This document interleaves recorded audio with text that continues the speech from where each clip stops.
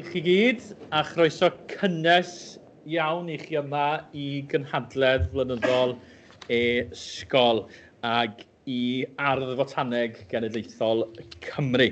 Ar yr un gwynt, hoffwn estyn croeso yr un mor gynnes i'r rheini sydd yn ymuno â ni'n rhithiol hefyd. A very warm welcome to all of you here to the National Botanic Garden of Wales and also to those joining us online for the e-sgol annual conference. Undoubtedly, quite obviously, the most important event happening anywhere in the UK today is here in the conference.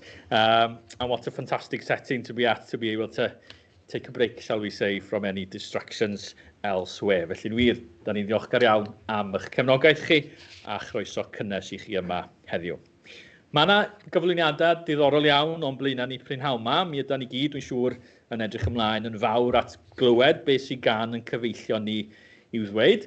Ond cyn mynd at y cyflwyniadau hynny, dyma gyfle falle mi roed i'w amlinelliad cyflym o be'n union ydy e-sgol a'r llwybr mae'r prosiect wedi'w ddilyn dros y misoedd diwetha. This is indeed our second hybrid conference, and we're very much looking forward to sharing with you some of the latest developments that we at e-sgol have been working on over the past few months. With the support of Welsh Government, e-sgol was initially launched to assist secondary schools to form collaborative partnerships in order for those schools to be able to offer a wider choice of subjects to students at post 14 and post 16 delivered via a hybrid model. Equity is what we're all about. Sicrhau bod pawb yn cael yr un cyfleoedd, waith ble maen nhw'n byw, waith bynnag ysgol maen nhw'n ei mynychu, ac yn gwneud hynny drwy'r dechnoleg sydd ar gael. Dyle'r dysgwyr hynny sy'n mynychu'r ysgol leia gael yr un cyfleoedd ar dysgwyr hynny sy'n mynychu'r ysgol fwyaf. Ac mae'r dechnoleg ddiweddara a chefnogaeth athrawon rhagorol yn gwneud hynny'n bosib drwy e-sgol.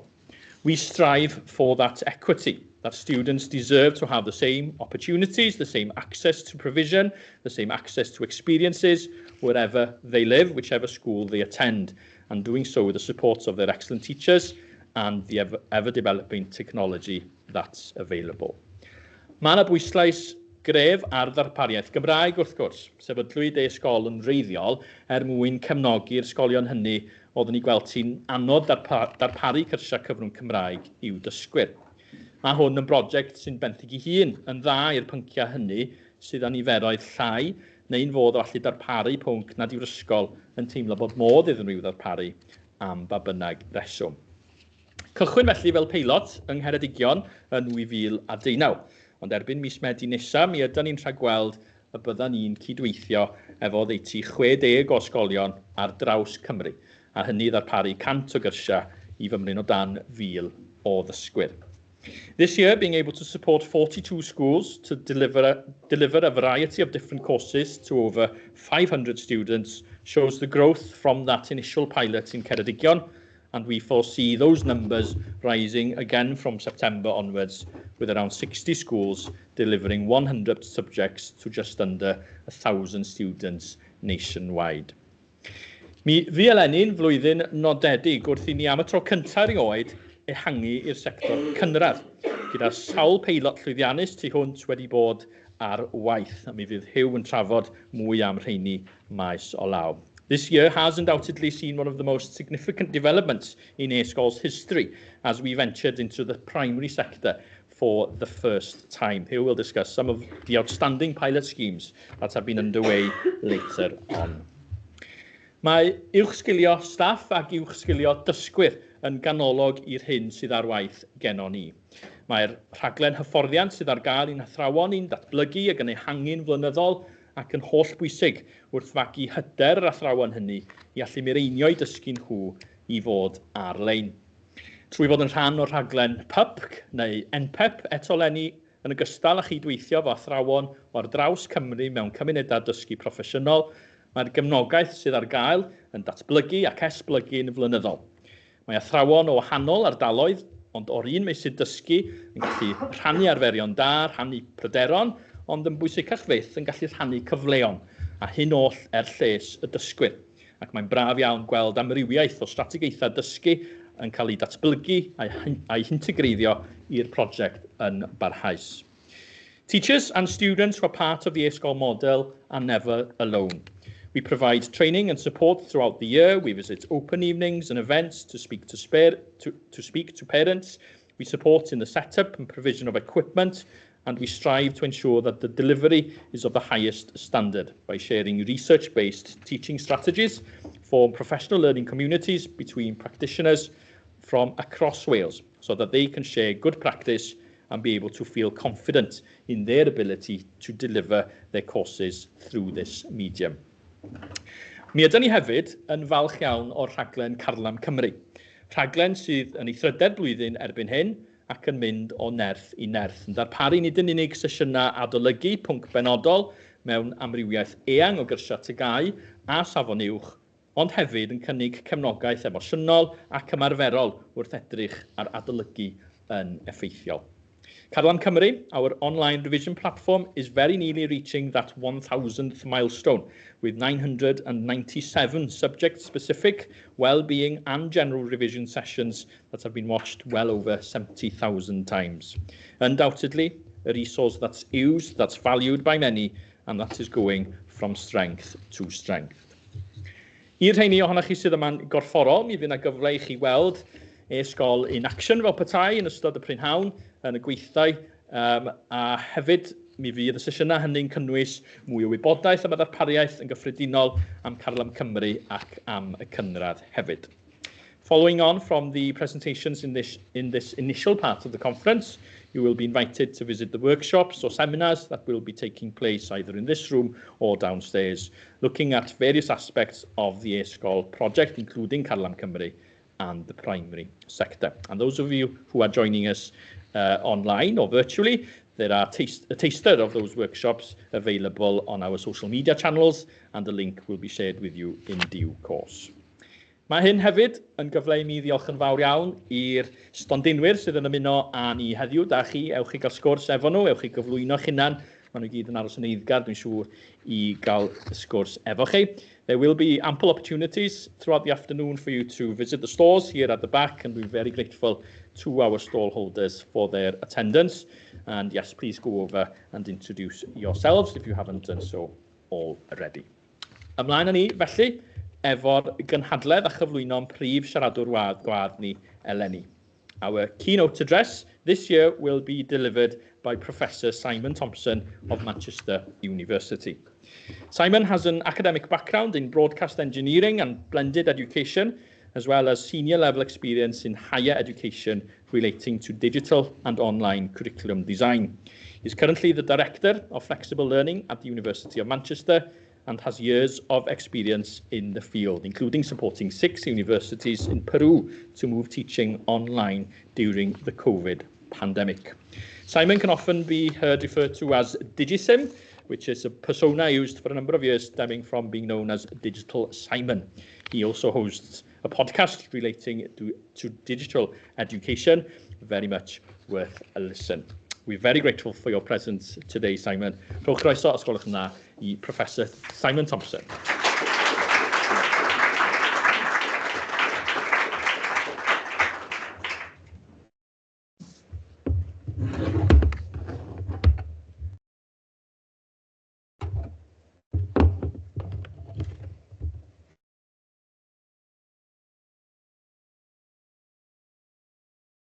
Hey, thank you for the introduction. Prynhawn da, everybody. That's about as far as my Welsh will get you. But what's been really lovely is the fact that my grandmother was Welsh. And so all growing up in the family, whenever we had Welsh visitors over to England, there was exactly the vibe that's going on here today, which is this kind of dual language kind of environment where I can hear in bits of Welsh, then there's English and Welsh. So it really reminded me, it took me back many years of that kind of just playing in her house and her having conversations with her family and then coming back and having conversations with us as children. So thank you for that. So I was really drawn to come to this conference because I think the work that's going on here is pioneering in kind of a secondary and primary education space. And as you'll see through what I'm going to talk about, I'm really, really passionate about hybrid mixed modal learning, as I refer to it. I'll explain a little bit about that. When I first arrived, I thought I'd actually arrived at a political party conference, not looking at the colour. I'm hoping that maybe it's trying to influence some people here. So if you haven't voted yet, maybe, think about the colour or not behind you. And that's all I'll say on the matter there. Fortunately, I've postal voted, so my 5-hour train journey back. You'll never believe there's a direct train from Manchester to Carmarthen, for which I'm really grateful for, but it does take 5 hours. But the scenery is gorgeous, so I highly recommend it if you ever get the chance. So there will be opportunities during today's talk for you to get involved. So there's a lot of Mentimeter stuff. So if you've got a mobile device handy, get ready to use it. If you haven't, somebody next to you, ask them if you can use theirs to vote or vote collectively together. I've broken this talk into 3 parts, each about 15 minutes. The first one is what I call conscious modality, this idea that we need to think more consciously about the modes that we teach in. The other one is a bit of work that we're doing in the university sector around a more considered curriculum around blended. So how do we design curriculum for blended rather than just plonking it into these other spaces? And the other one is this idea of how do we bridge the gap between the experiences of learners in primary and secondary and the expectations that we have in higher education around blended learning. So hopefully it'll be a little bit of a journey. On the seats, I've shared with you a beer mat. Unfortunately, it does not come with beer. But the idea of that is a framework that's emerged through my work around mixed modal education, and we'll talk a little bit about that. That is to remind you that when you're having your cups of tea or your beer or your cocktails, that the world that we live in is mixed modal. The way that we operate in society is mixed modal. You will be doing things in online spaces, you'll be doing things in the physical space, and we've got to prepare our young people for those experiences in a meaningful way.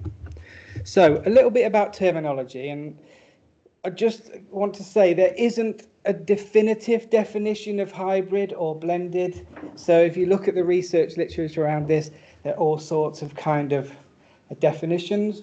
But what I really want us to focus on, I use the term hybrid because in a hybrid vehicle, depending on which journey you're making, it will make a decision about whether it's going to use the combustion engine or it's going to use the electric motor. And that is an important factor, I think, in when design curriculum and when we're teaching, we have to make a conscious decision to make whether we're going to do something physically present in person or whether we're going to do something virtually. So I use the term hybrid quite a lot, but in this context, hybrid and blended are probably similar terms. I wouldn't get too hung up on them. I think what we're talking about really is this idea of mixing together the modes through which we learn and teach. There's some really good examples of people that are trying to do this in the sector. So Sue Beckingham from Sheffield Hallam University here, and I've worked quite a bit on some work. She's come up with a reference point, at least for higher education, to try and get us all on the same page. We'll never all get there. What I really like today is that we're also using this one here, which is you've got participants that are remotely joining us today. It's a predominantly in-person event, but we've given them the flexibility to join because they couldn't make it physically present. So they're remoting in virtually. So high flex, this is the idea that you've got a hybrid component, but you have the flexibility and choice to join physically, or if you can't do that, to join remotely. Some of you, if you've been through primary education particularly, you may have come across the TPAC framework. So the TPAC framework was developed by Mishra and Kulu in America, and they developed it as a way to engage primary education teachers in this idea of bringing technology or the component of technology into their teaching. I think now we've moved on from that. My wife's a primary school teacher, so I know that technology is fairly pervasive in the classroom in various forms. So I think they use Seesaw quite a lot with their kids. Kahoot is something that comes and pops up quite a lot. So I think we're building enough confidence within our young teacher graduates that there's enough technological knowledge and skills and digital skills. What we need to move towards is the modality bit, and that's what we've done really, is we've tried to take that framework, the principles of it, and just say we probably need to talk less about the technology and more about the modes. So that's where that framework has derived from. So we are using this framework in higher education for curriculum design. We'll come on to that in a minute. But the idea behind it is to get us to think really consciously. So when you're teaching and you're planning your teaching and you're thinking about the teaching you're doing, we ask our academic staff to think about 3 things when they do that. The first of that is the subject that they teach. You'll all be able to do that quite familiarly. The national curriculum gives you a lot of guidance on what you can and can't teach. But also you'll be thinking pedagogically about how you present that to your learners, how you assess your learners through that activity. And also what we're asking them to do now is to think about the mode through which they teach that. And we'll come on a little bit to what the sector's doing in terms of higher education at least.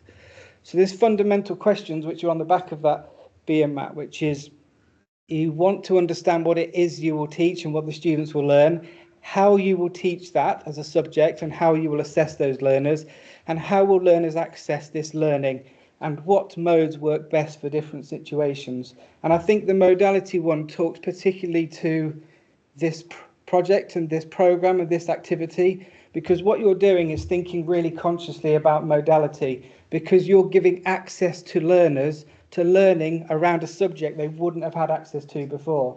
So you're absolutely bringing this framework to life, which is why I really wanted to come and talk to you and learn about this as much as you might learn something from me. So in a higher education setting, we really situate our learning around 4 modes. The in-person on campus, which is still the most prevalent mode in universities in the UK. Online synchronous, online asynchronous, which have really emerged with strength across the sector.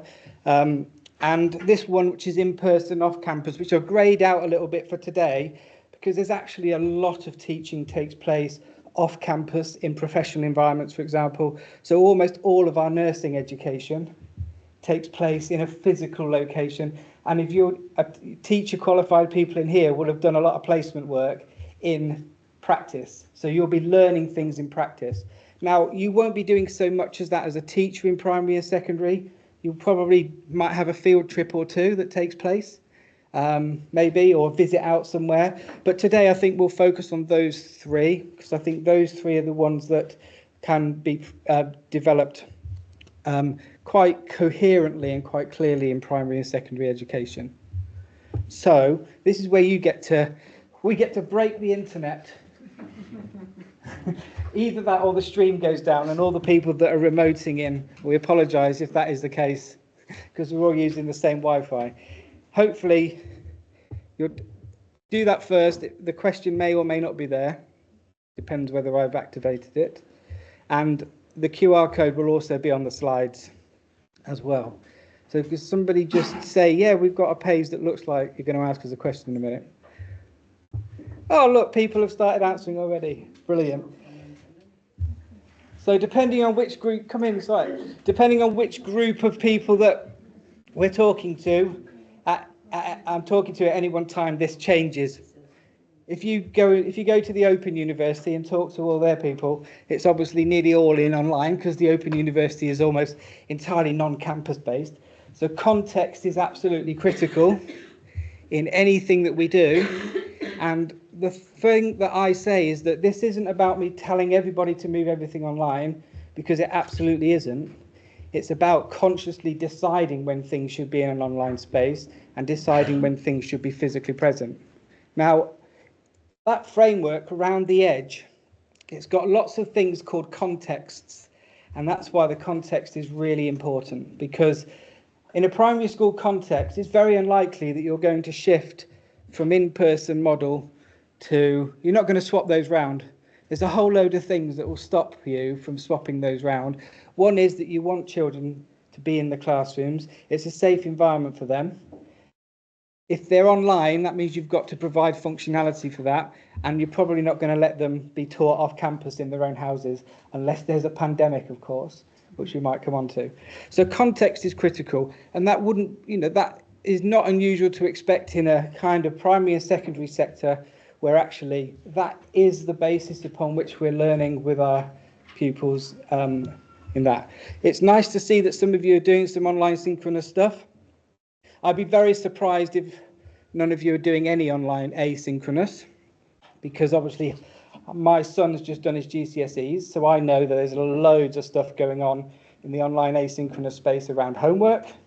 So a lot of the homework might take place in these, but yes, the prevalent one is likely to be in person. And this is where I've broken the internet out, or you've broken it and I can't access it. Let's see. Next one should be up. Oh, wait. Yay. We haven't broken it yet. And again, this is a really useful question to ask ourselves because of the prevalence of a particular mode through which we have experience, there will also be a mode that we find more difficult to naturally present ourselves through, or naturally present our teaching through. And that is a challenge for us, because what we've got now is a dichotomy. We've got this idea that we're all really comfortable and really familiar teaching in person with a group of children in front of us. We probably don't have quite the same amount of confidence or knowledge or experience to be able to go into an online synchronous space. And that is the bit that we have to traverse together. Projects like this are absolutely about learning new skills and also being able to adapt to those online situations. So again, you can see how now we've got almost the reverse from the polling that we had before. This idea that, oh, we're so used to being in person, that's what we are really confident at.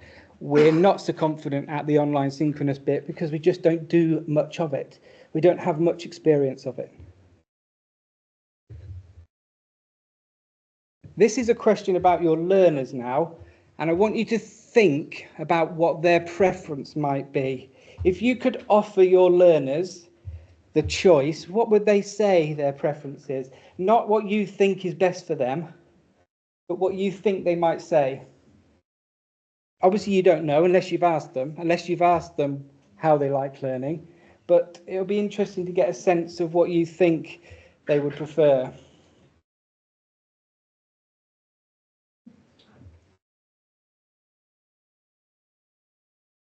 And there you see, we've got a bit more of a balance. Obviously, we are, and I've obviously used the term campus. You probably use just location, school. But this is where it's really interesting when we ask our students. So we'll come on to a bit of work that the sector's done around what do our learners want in a higher education setting.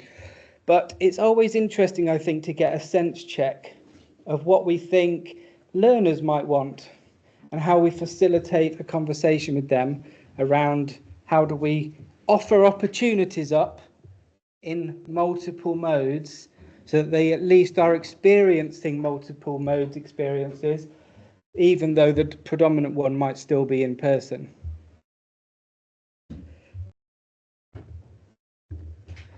And then this question is about you, reflecting back on your own formal learning experiences. What balance of modes would have worked best for you? So on this one, you can slide scales up across all four. So you can choose, if you would have preferred entirely in person on campus, you can just slide it up to 100%, if you like. So you're answering 4 questions on a slider here. Let's see where we get to. And again, one of the challenges often is that we will have had experiences around a particular mode, and so that's where our comfort zone is. But some of you in the room would have found, for example, online asynchronous to be a really valuable mode because of certain elements within your life that might be impacting. So, for example, in the university sector, we know that we have a lot of students in the commuter region. So we have commuter students, those that don't move away from home, that actually find the university closest to their home because they might have caring responsibilities, for example. And so coming onto campus for every session is actually a big burden to them and a big barrier to them accessing their learning. So having a sense of the balance there. And I know you don't have the same challenges that we have in higher education, and the expectation is much more about the students and the learners arrive. But what I want to talk about towards the end is how we kind of bridge that gap, because there is a difference. So again, this tallies with your own experiences, I guess. If you've had an experience that's been entirely on campus, that's the one you'll go with. But we've got people today that haven't been able to make it. They haven't been able to get physically here for whatever reason that might be. That might be a family circumstance, that might be a professional circumstance, but what we're able to do is give them access to an experience through a different mode. So thank you for that as well. It's always nice to get a sense check in the room of, where we all are and our own thinking. So thinking about your own CPD, so if you were going to do some CPD, what mode would you generally prefer now? So if you had an opportunity to do CPD, where would you rather do it? And again, think about that in your own professional context, your own personal circumstances, a whole host of things that will be influencing that decision. The reason I'm asking you all these questions is because these are all the things that we are trying to understand through the research we're doing around modality. Is it where, and we'll come on to what we call the value of modality, where does the value of a mode lie in terms of its educational benefits, its accessibility benefits, its social benefits, its emotional benefits? There's a whole range of things that are tied up with the mode that you select and the mode that you experience. It's interesting that one now has become the dominant one, isn't it? Having the choice to be physically present or having the choice to participate remotely is the thing that people want. And I think if there's one thing that we have perhaps learned, so in the pandemic, of all of its awfulness, I say there's some slivers of silver in there that we really learned a lot from. And those slivers of silvers are this idea that we can be a bit more flexible. The flexible learning programme at the University of Manchester is all about that, us taking that flexibility and trying to bring it to life in an organisation the size of the University of Manchester, both for our working colleagues and also our learners as well. So if you imagine the University of Manchester has about 45,000 students, and it has a staff base of about 8 to 9,000 people, and the model there is flexibility. So people come onto campus where they need to be on campus, and they work from home or remotely when they don't need to be. And the benefits that brings to an organisation is almost immeasurable. If you look at the levels of sickness have dropped, things like that, there's a whole host of benefits. And what we're really trying to do is interrogate and think about what flexibility can we bring to those environments. And these are the environments that your learners will be coming into when they eventually make it into the workplace. So at what point do we start teaching them about a mixed modal environment in terms of their education and in terms of their learning? Because they're definitely mixed modal, they're definitely online a lot, they're definitely doing things in online spaces, but what we find in higher education is they're not necessarily very good at learning in online spaces. And we'll talk a little bit about that as well. But again, thank you for that. So what I'd like to do is quickly get some, from your point of view, if you've ever done any online learning, you'll be able to bring something immediately to the fore. But one benefit, of in-person learning. So let's start with in-person. One benefit of in-person.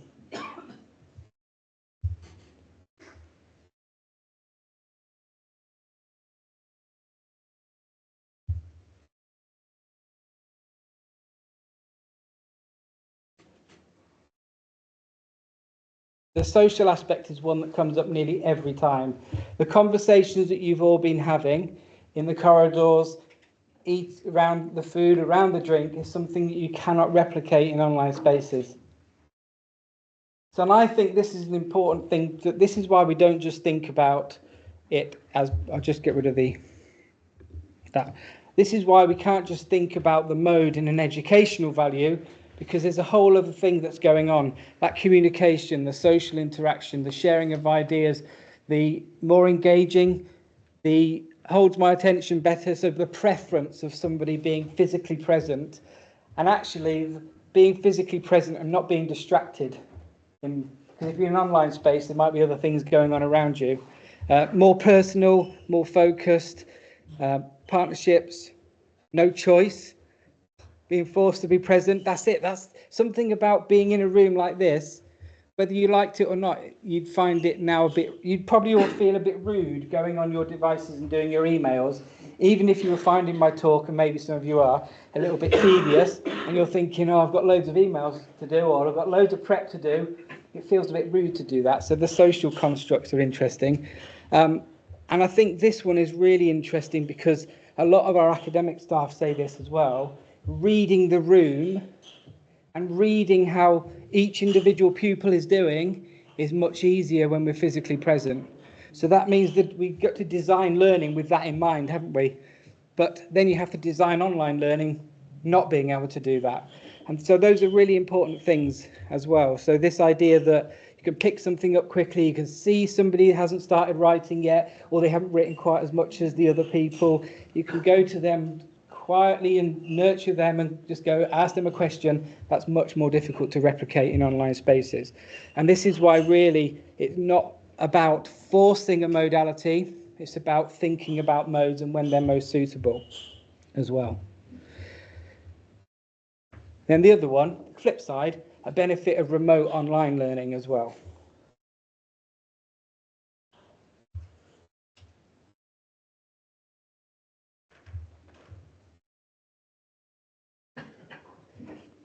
And again, a lot of this comes down to the practicalities. So even when we have a preference for a particular mode, we recognise that some other modes have other benefits to them. We've talked here a lot about the flexibility, particularly around that. Again, I'll just drop that out of the way.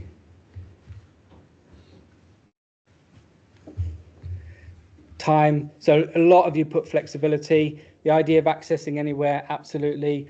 Cutting down on commuting, yeah, I can absolutely attest to that. You know, me not having to get the train every day into Manchester is absolute godsend. You know, I can spend probably 2 or 3 days a week in campus, 2 or 3 days a week at home.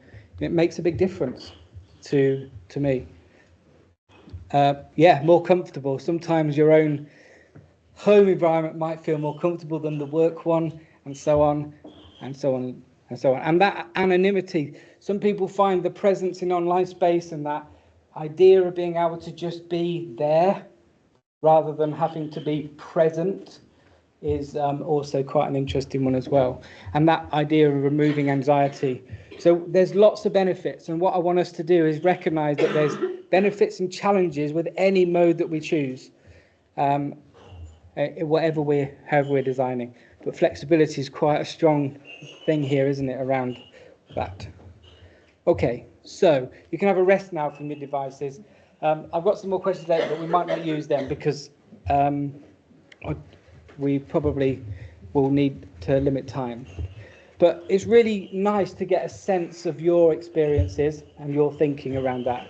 So these are the kind of questions that we are asking ourselves now as we're planning and teaching in higher education. What can and can't be taught through certain modes? So there's some things we can't teach through certain modes. So, for example, it's very difficult to teach some of the engineering practicals through remote. They need to be physically there, physically playing with things and physically doing experiments, in chemistry as well. Accessibility, some modes are much more accessible than others. Now that's physical accessibility as well as digital accessibility, because one of the things that became prevalent during the pandemic was this idea of digital poverty, this idea that some families just didn't have the digital setups to be able to access learning digitally. So universities had to loan loads of laptops out to some students for that reason. To what extent can certain modes support participation, engagement and active learning? Some modes are much better than others at that. To what extent can modes support cohort cohesion and student well-being? Something that's really big in the sector. This idea of making sure that students feel present, that they're also socially connected and also educationally connected as well. And then some modes work best for certain activities, and then whole other things we might consider. So these are the kind of questions that we're asking ourselves now when we're thinking mixed modally about the design. So what I want to do is just give you a taste of what that looks like in the context now of a higher education degree programme. This is the kind of working definitions. We've got this thing called a considered curriculum, where you consider every element of it. Previously, most people just thought about the subject. I just know that my students need to learn X, Y, and Z. Then we've got them to think, oh, now I need to think about the pedagogy. This is how I'm going to teach it and how I'm going to assess it. And now we want them to think about the modality. So we've got them to be much more considered about that. This is Sumitra Dutta. He's a professor of management at Cornell University. And his observations were from the pandemic, really, that a bigger question remains about how the pandemic has changed the future of education. While many aspects will evolve, one important change is that the nature of education and learning will become a hybrid by default. Clearly talking about higher education, but that is the reality that we are now living, and that is being seen in a number of ways. So, like every good education sector now, we have a regulator. I say that a little bit tongue-in-cheek, but the idea of the regulator is obviously to steer direction of travel, isn't it, and to get universities, in this case the Office for Students, to think really more deeply. So they did quite a lot of work around blended learning, the regulations around blended learning, the idea being that the online learning should be as good quality as the in campus. And so universities doing a lot of work around how do we make sure that the blended experience feels good quality and is of value. So this is why we have to think much more deeply about the modes. The definition that they use in there is actually drawn from this one, which is blended learning is the thoughtful integration of classroom face-to-face learning experience with online learning experience. So that's where we're heading. The direction of travel for us is that blended experience that we're living. At the University of Manchester, we now have a whole host of resources, development to support staff to think about this blended model. And what we do is called getting the blend right, understanding how to use the blend in your curriculum, in your subject area and in your teaching. So there's a lot of resource going into universities to get us to think really deeply about that blended experience. And these are the kind of questions that we're asking ourselves. Which in-person teaching activities are critical for a student's success? We need to understand those because those are the ones we have to timetable on campus. Which bits of the teaching are critical that can't be taught in other modes, because those are the ones we have to have happening. Those are the ones that have to take place on campus. And then we have this whole section which is, okay, there's some that are critical, but there's a load that are beneficial as well. They've got loads of benefits using a particular on campus. And then what we do is those are the ones we prioritise for the in-person. And then what we do is we then look at what we can do through the other modes. And then we start to think about, okay, what can we do in online synchronous spaces? What can we do in online asynchronous spaces? So we are thinking really consciously about the modes and the way we teach and what we teach through each of those modes. This is how we make use of the framework in practice.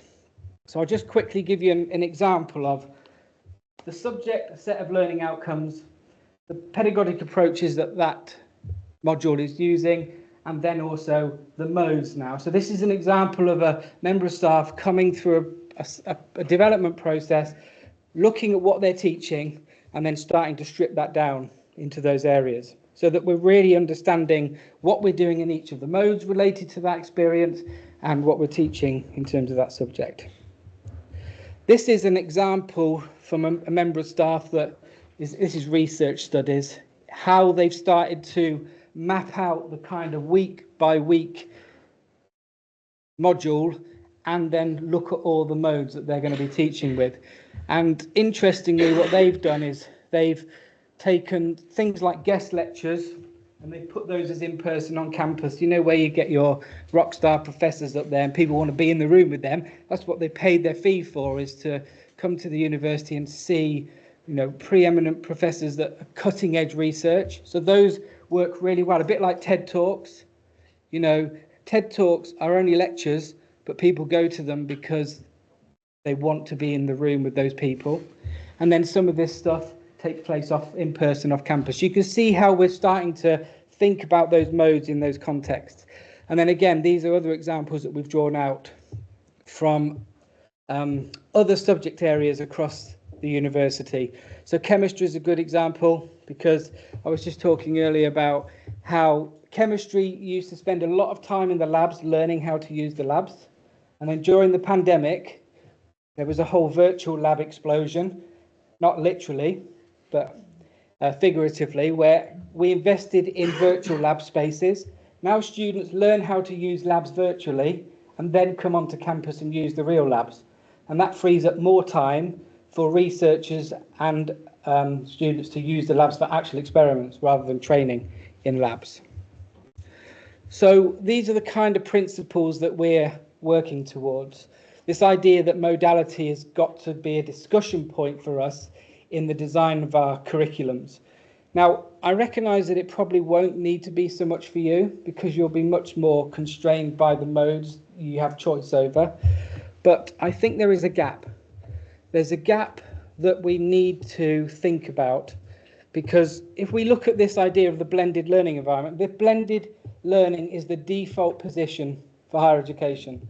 That is now going to be the experience of pretty much every graduate that's coming through any program. It's going to be blended by design. So this is where we're at now, that 30 to 79% of our courses it's a blended model. Okay, so we're very much situating our experience now around that area. And so there's a bit of a gap. There's a bit of a gap between what's happening in school and then what might be happening in the university setting. And one of the things that I'm really interested to kind of, I suppose, start a conversation with anybody that wants it, is how we can traverse the gap a bit. And I don't mean in a subject way, I mean in an experiential way, in the experience that they have as learners. Because my son has just finished his GCSEs and he is not equipped to study in online spaces. He's equipped to do homework in online spaces, but he isn't equipped to be able to learn in an online space. I've put things in front of him that come from the university, and he doesn't know how to operate in an online space in a learning manner, because it actually takes skill. It actually takes, you have to equip learners to be able to operate effectively in the space, to be able to make use of the tools in that space, and to be able to traverse it. So I'm not going to do these because it might take a bit of time. But what I just wanted to do, kind of just to summarize up really, is that I hadn't heard particularly of this project, but I know there was one in Scotland, very similar. And I know that some schools do this. So in England, we have lots of academies. So an academy is a structure whereby you normally have a secondary school that is the head of the lead academy. And then within there is primary schools that are supported within the academy framework. The idea is they share resources. So they share HR teams, they share IT teams, and they share loads of other things. And they share things like behaviour schemes and things like that. But they also share online experiences.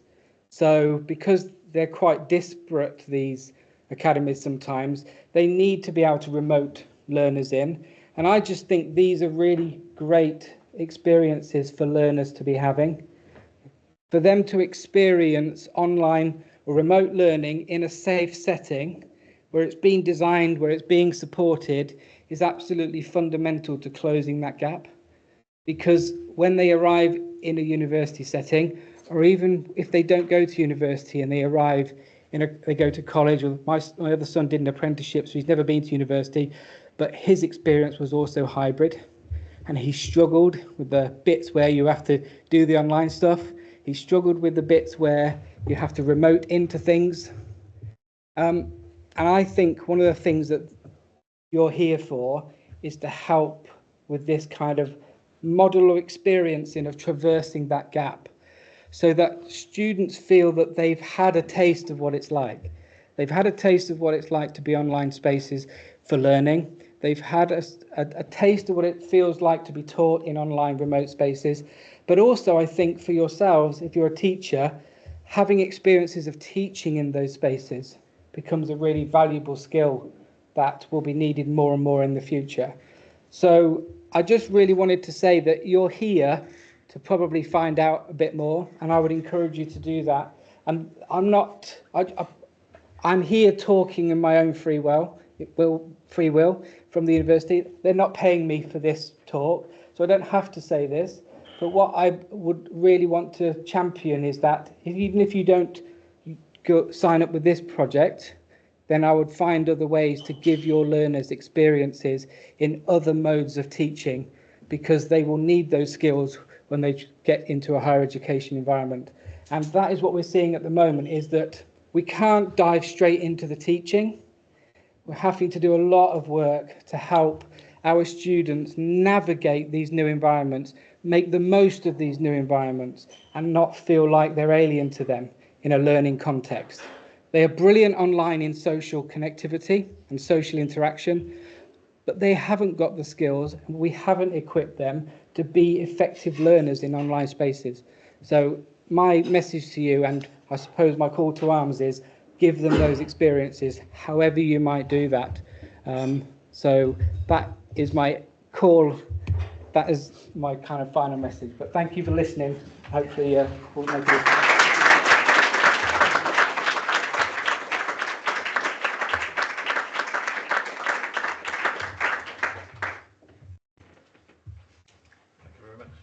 Thank you very much. Indeed, do you want to take a... Yeah.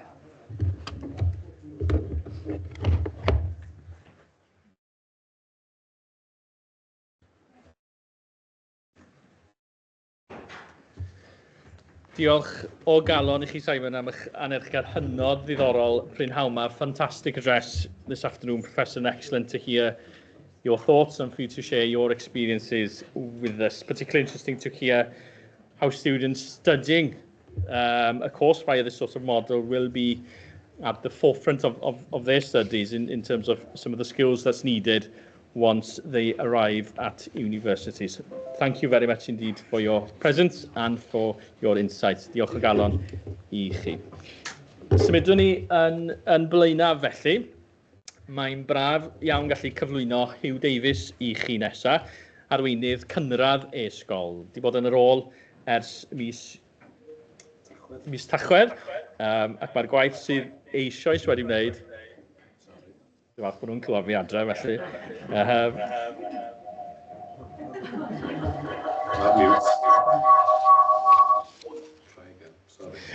Na I gyflwyno di gyntaf, Huw.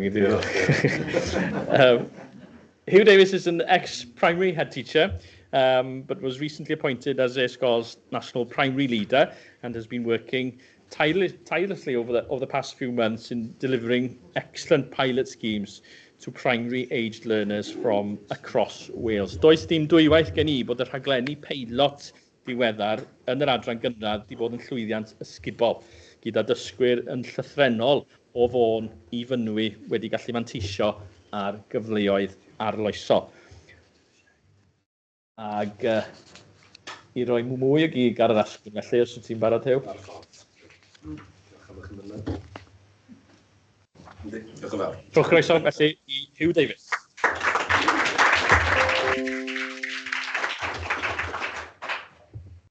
Rhowch eiliad I fi jyst I symud y screens o gwmpas.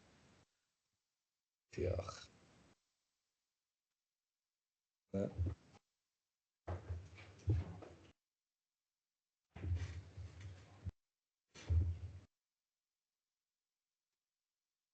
Good.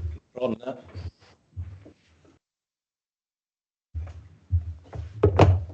Are you happy, Matt? You don't have to. Diolch yn iawn. Fel ydych Llifon, Huw Davies dwi'n gweithio fel Arweinydd Cynradd ar gyfer e-sgol ers dechrau mis Tachwedd diwetha.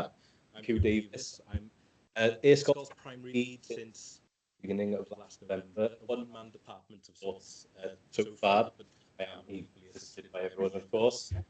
I have to say that, don't I? I'm only joking. Gyda sector cynradd e-ysgol o weithredol ers dros hanner blwyddyn, dyma ddiweddariad ynglyn â'r gwaith sydd wedi gyflawni hyd yn hyn. So with the e-ysgol primary sector active since over half a year, here is an update regarding the work that has been carried out so far. Helo pawb, fi Dysgu Hywel ydy'r gawres Cymraeg heddiw, a dwi'n edrych ymlaen at ateb cwestiynau seren a sbarc. Felly, ffwrdd â ni. Happy? Pam yn clywed fi'n yn ystafell? Good. Okay. Anytime I need some audio, I'll check with you, Matt, that it's working. Okay, there we are. Good stuff. Felly, fel mae newydd awgrymu yn y clip, mae Dysgu Hywel wedi ei chyfweld gan Seren a Sbarc y ddiweddar ar gyfer ein cyfres o adnoddau Cewri Cymru. Rydym yn falch iawn o fod wedi cydweithio'n agos gydag athrawon ymgynghorol a swyddogion yr iaith Gymraeg ar draws y wlad mwyn creu'r pecyn, sy'n hyrwyddo unigolion sydd wedi gwneud y mwyaf o'i gallu i siarad Cymraeg mwyn cyrraedd uchelfannau ei gyrfaoedd. As she's just suggested in the clip, Dysgu Hywel has recently been interviewed by Seren and Sbarc for our series of resources, Cewri Cymru. We're very proud to have worked closely with advisory teachers and Welsh language officers across the country in order to create the package, which promotes individuals who have made the most of their ability to speak Welsh in order to reach the heights of their careers.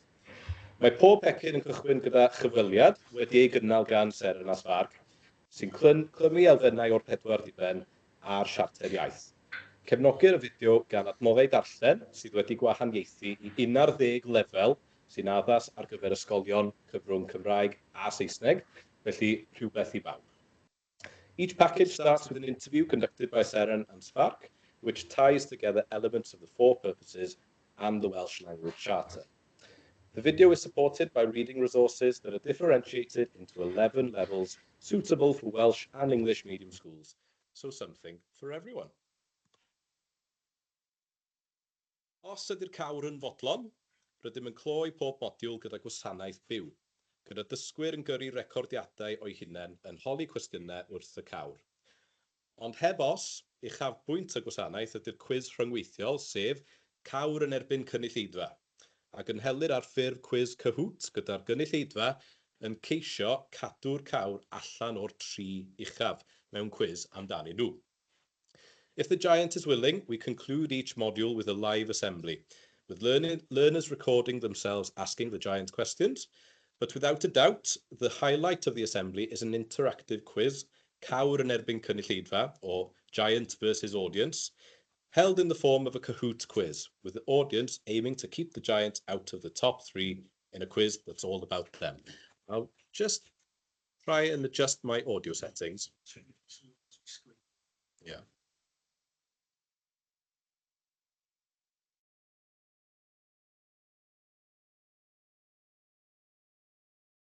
That one. There we are.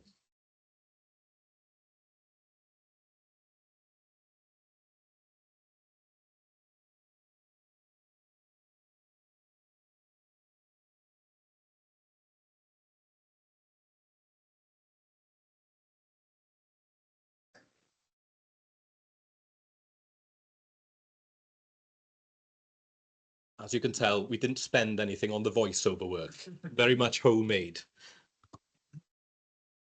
Beth bynnag, mae'r adnodd yn parhau fod yn boblogaidd, gyda'r fideos cyfweliad wedi ei gwylio dros 2,000 o droion. Gan ddefnyddio amcangyfrifon, mae'n debygol bod yr adnoddau darllen wedi defnyddio dros 10,000 o weithiau. By'r gwasanaethau byw yn boblogaidd hefyd, gyda dros 100 o ysgolion wedi ymuno gyda'r 2 sesiwn gynaliwm gyda Ifan Davies a Mared Williams. Gweler lleoliadau o'r 74 dosbarth ac ysgol, a munodd gyda ni ar gyfer y gwasanaeth gyda Ifan Davies ar y sgrin. The resource continues to be popular, with the interview videos having been watched over 3,000 times. Using estimates, it's likely that the reading resources have been used over 10,000 times. The live assemblies were also popular, with over 100 schools joining the 2 sessions we ran with Ifan Davies and Mared Williams. See locations of the 74 classes and schools that joined us for Ifan Davies's live assembly on the screen. Digwyddiad arall i fod yn falch ohono oedd yr e-steddfod. Ymunodd 15 o ysgolion gyda ni dros gyfnod o wythnos mwyn cystadlu mewn amrywiaeth o gystadlaethau llwyfan a chartref, gyda unigolion yn ceisio ennill pwyntiau ar gyfer eu hysgol, gyda'r gôl o fod yn bencampwyr ar ddiwedd y dydd. Another event to be proud of was the e-Steddfod.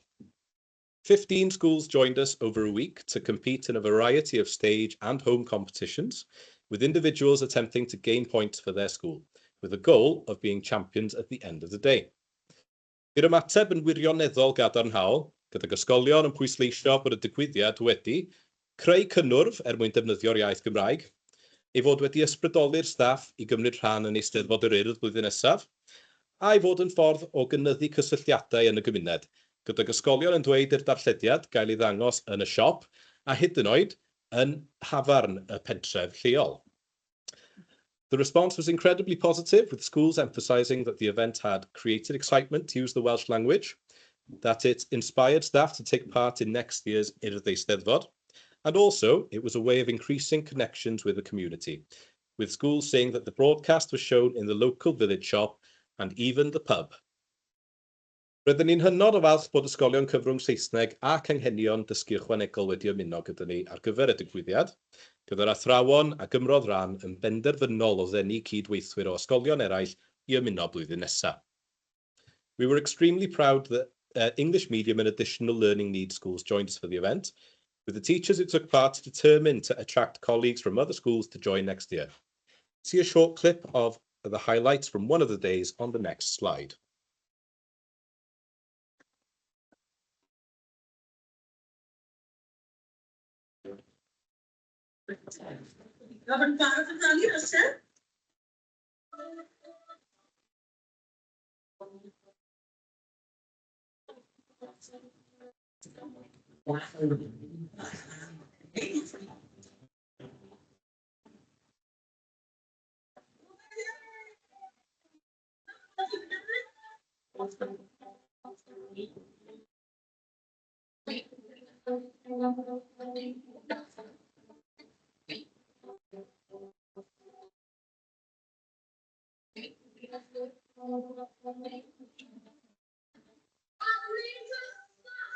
Sorry, Jake.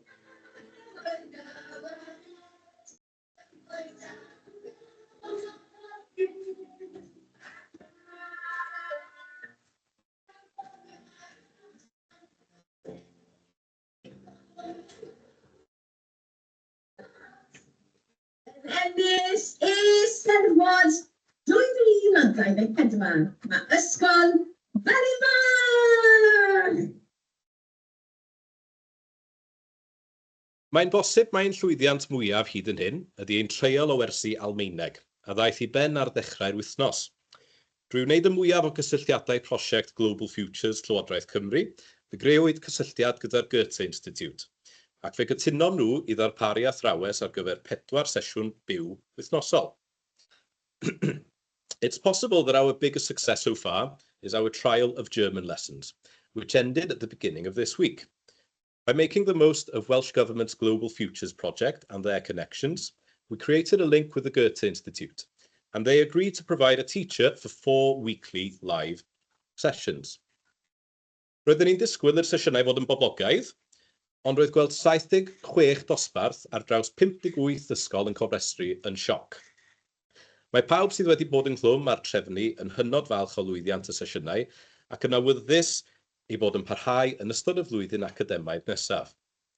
Rydym yn cynnig adnoddau anghydamserol mwyn cefnogi pob sesiwn, megis heriau fflip a chwysiau Cahoot, ac yn dathlu llwyddiannau dysgwyr sydd wedi gwneud y mwyaf o'r adnoddau yma ar ddechrau pob sesiwn. We expected the sessions to be popular, but seeing 76 classes across 58 schools registering was a shock. Everyone involved in the organisation of the sessions are extremely proud of the success and keen that they continue during the next academic year. We offer asynchronous resources to support each session, such as flip challenges and Kahoot quizzes, and celebrate the success of learners who have made the most of these resources at the start of each session. I am Mara and Libby, and now we've got a solo act, if you like. We've got Faith using some of the new vocabulary. Guten Tag, ich bin Faith. Das ist Interview. Das ist Really good, I think. Faith, what do you think, Frown Evans? Absolutely wonderful. I love the confidence there, speaking and introducing her friends. It's so cool. We'll talk about how to say my friend in a minute, because I think that was something a lot of people wanted to say, and I didn't say that on last bit, so we'll talk about that one in a minute. Ac yn olaf, treial arall sydd wedi dod I ben wythnos yma ydy modiwl cyntaf ein prosiect e-hangu gorwelion. Nod y prosiect ydy herio dysgwyr dawnus o fewn maes eu cryfderau. Creuwyd cysylltiad gydag Adran Gymraeg Prifysgol Aberystwyth mwyn cynnal y modiwl cyntaf, sef llun mewn llinell. A'r gobaith yw creu cysylltiadau gyda phrifysgolion eraill Cymru mwyn rhedeg sesiynau tebyg ar gyfer pob maes dysgu a phrofiad. And finally, another trial which has ended this week is the first module of our Expanding Horizons project. The aim of the project is to challenge talented learners within their area of strengths. A connection was created with the Welsh Language Department of Aberystwyth University to host the first module, Llun Mewn Llinell, and the hope is to create connections with other universities in Wales in order to run similar sessions for each area of learning and experience. Arweiniwyd y sesiynau yn gelfydd gan Daith Hyd ac Eric Salisbury, gan herio'r dysgwyr I gynganeddu hyd yn oed. Sgil caiff ei gyflwyno yn ystod cyrsiau lefel A fel arfer. The sessions were skillfully led by Daith Hyd and Eric Salisbury, challenging the learners to create lines including a Cynhadledd even, a skill mostly introduced at A level. You'll find an extract from one of the sessions on the next slide, as well as feedback from one of the head teachers who registered learners for the module, Tristan Phillips from Ysgol Pen Parc, Ceredigion. Ydwch yn ofalus, mae darn o'r corff gyda ni, a mae rhywbeth o goeden. Beth yw'r ddau beth na sy'n cynganeddu? A peidiwch dweud beast, achos dyw beast yn werth dim. Ela, dwylo a deilen. Ela, fysa ti fan hyn nawr bydden ni'n rhoi gwobr I ti. O, deilen mewn dwylo. Hyfryd iawn. A dyna ni wedi creu ein llinell gyntaf o Gynhadledd. Wedi bod yn fraint I ddisgyblion o Ysgol Gymunedol Pen Parc I gydweithio gyda e-sgol ar y gwersi arbennig yma ar gyfer y disgyblion afol a talentog yn y Gymraeg. Mae'r sesiynau wedi'w cynllunio yn arbennig yn rhoi y maint cywir o her ar gyfer ein plant. Maen nhw'n mwynhau ddod i'r sesiynau yn gwneud gwaith sydd yn gymleth, ond maen nhw wedi'w cynllunio mewn ffordd sydd yn hwylus a mae'r plant wir wedi'w mwynhau ac wedi teilwr yn arbennig ar gyfer y plant sydd o'n blaenau ni a dyna'n ddiolchgar iawn am y cyfle I fod yn rhan ohonyn nhw. Cofiwch hefyd y byddaf yn cynnal gweithdy am ein cynlluniau ar gyfer y dyfodol yn y sesiwn nesaf, gydag ambell gliw am gynnwys y sesiwn I weld ar y sleid. Os hoffech drafod unrhyw fater yn ymwneud â'n prosiectau, gweler fy nghyfeiriad e-bost ar y sgrin, ac edrychaf ymlaen at gael eich diweddaru gyda llwyddiannau pellach yn y dyfodol. Remember, I'll be holding a workshop about our plans for the future in the next session, with some clues about the content of the session included on the slide. If you'd like to discuss any matter related to our projects, you'll find my email address on the screen, and I look forward to updating you with further successes in the future. Diolch yn fawr iawn.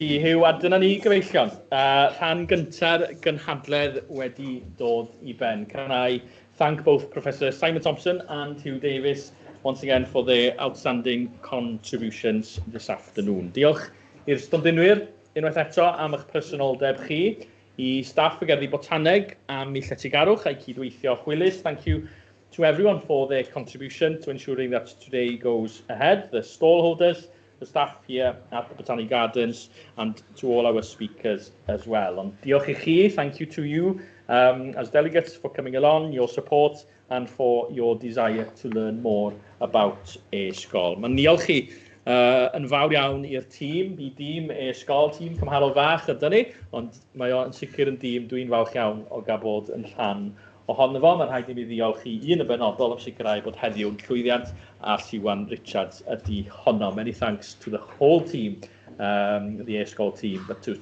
you, Siwan, especially for ensuring that today goes ahead successfully.